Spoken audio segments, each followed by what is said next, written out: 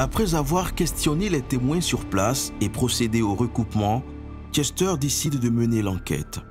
Si, comme l'affirment les témoins, il s'agit d'une vengeance du dieu Shango, alors les deux visiteurs ont dû faire quelque chose de mal. Mais quoi? Et le journaliste ne va pas tarder à obtenir des réponses. Alors, ils auraient volé une moto dont le maître, c'est-à-dire celui qui a cette moto-là aussi, aurait été assassiné. Alors, suite à ça, ceux-là qui sont les parents de la victime ont voulu venger, ont voulu remettre en tout cas cela dans les mains du dieu qu'on appelle Tchengo. Donc, les parents auraient confié ces malfrats au dieu Tchengo qui finalement a agi. Et voilà le résultat que nous avons obtenu. Les mystérieux visiteurs foudroyés chez Alphonse Tchabi seraient donc des voleurs. Même s'il n'a pas la preuve formelle, même si la chose est difficile à prouver, pour Alphonse Tchabi, il y a quand même une raison d'y penser. J'ai compris que bon, comme l'étranger que j'ai hébergé, parce que je vivais avec mes gens, il y a de cela près de 4 ans, il n'y a rien. Ce n'est pas la première fois qu'Alphonse Tchabi accueille des étrangers chez lui.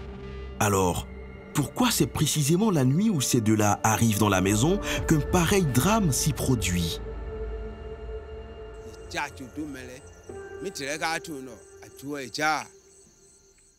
Ils ont volé des gens, mais nous ne savions pas qu'ils avaient volé.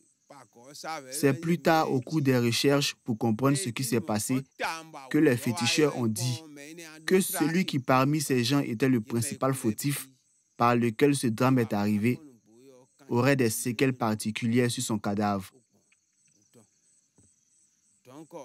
Et lorsqu'ils sont venus voir, effectivement, cette personne avait du sang partout sur son corps et au niveau de sa bouche. Pour les villageois, les deux visiteurs seraient donc tombés sous le coup de la justice de Shango, soit. Mais cette nuit-là, il y a bien eu 4 victimes et pas 2. Rien n'explique pourquoi l'ouvrier d'Alphonse Tchabi et sa fille adoptive, une enfant de 6 ans, sont eux aussi décédés des suites de ce foudroiement. Les gens disaient que l'enfant a dû leur vendre quelque chose, ou bien qu'ils ont acheté quelque chose qu'ils ont donné à l'enfant. Que s'ils n'ont pas donné à l'enfant, c'est qu'ils ont donné à l'autre monsieur, celui qui est décédé aussi. Sinon, rien n'aurait pu leur arriver, parce que la foudre n'a pas tué tout le monde dans la maison, mais que ces deux-là. Ainsi, si l'ouvrier et l'enfant sont morts, c'est parce qu'ils auraient été d'une quelconque manière en contact avec le butin volé par les deux visiteurs. Mais comment est-ce possible? Il faut considérer que Shango n'a pas d'état d'âme.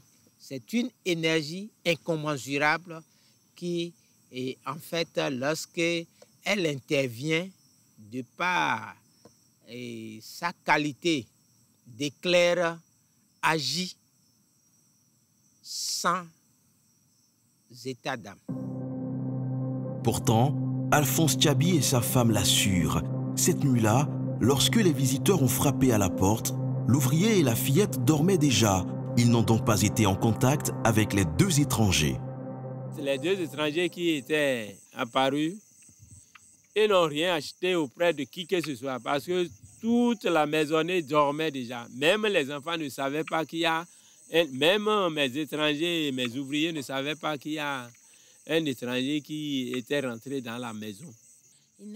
Sa tutrice a dit que l'enfant n'a rien vendu à personne et qu'ils dormaient tous avant l'arrivée des étrangers.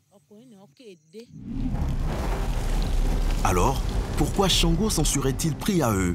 Se pourrait-il que l'ouvrier et l'enfant ne soient que des victimes collatérales de sa vengeance? Ou alors, y a-t-il une autre explication